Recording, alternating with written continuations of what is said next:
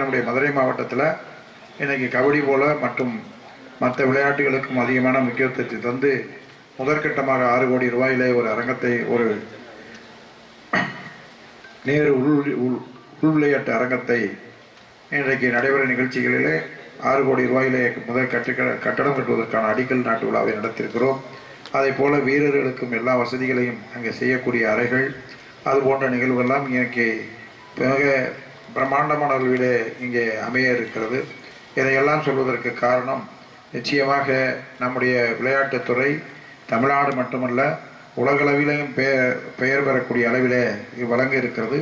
அதில் நம்மளுக்கு மதுரைக்கும் பெரிய முக்கியத்துவம் பெற இருக்கக்கூடிய இந்த நிகழ்வு எதுவாக இருந்தாலும் நம்முடைய முதலமைச்சர் அவர்களும் துணை முதலமைச்சர் அவர்களும் இன்றைக்கு மதுரைக்கு முக்கியத்துவத்தை எந்த அளவுக்கு தந்து கொண்டிருக்கிறார் நாம் எல்லாம் அறிந்திருப்போம். எனவே அதையும் நீங்கள் முழுமையாக பயன்படுத்தி உங்களுடைய வீரர்கள் மேலும் மேலும் எல்லா